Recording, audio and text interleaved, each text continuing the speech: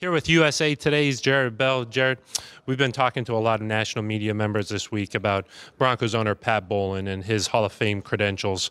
What do you feel like his lasting impact has been, not just on the Broncos, but in the NFL in general? I think if you go back to the mid 90s when Fox came in as an NFL broadcaster, that really kind of changed the game, not only just from the broadcasting perspective and from Fox's perspective as a network trying to, get footing in the American culture, if you will.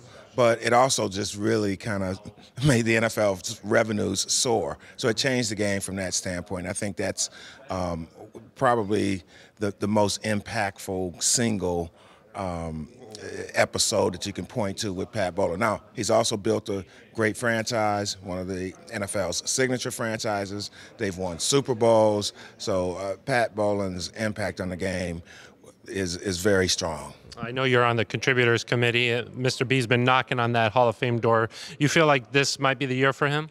It's really difficult to predict this year versus next year or the year after, but it does feel like it's more a matter of when as opposed to if he gets into the Hall of Fame. I think he has that much respect.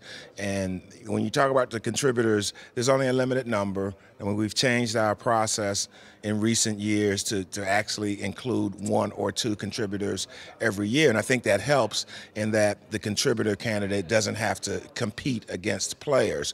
But there's still a crowded field when you get to the contributors as well. And we're talking owners, we're talking general managers, and other people who have contributed to the game, commissioners, like Paul Tagliabue has been in the discussion multiple times in recent years. So Bowlen is definitely near the top of that list, and I think it's just a matter, really, of when it finally happens. You feel he's got the credentials, though, clearly. Oh, no question about that. And I think if you talk to other NFL owners, his legitimate peers in the NFL, they point to him as really being a beacon for what they did in the league, and other owners have kind of modeled some of the things that Pat Bowlen has done.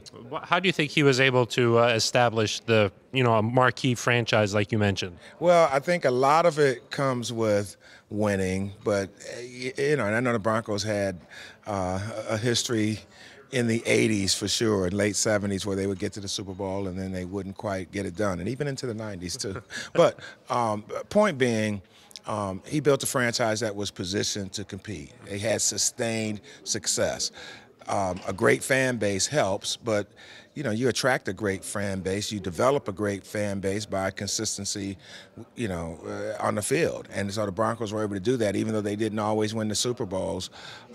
They were able to kind of be in the hunt, be on the NFL map, and I think that's really kind of from the franchise development standpoint, the thing you look at and say, okay, we're going to sustain this success. So, and he's first class, and sometimes that's what it takes to attract people like your coaches, your people who are running the operation. So Pat Bowlen kind of had that covered as well. Winning always came first with Mr. B. Jarrett, thank you so much for your time. Appreciate it. Okay, Phil, thanks.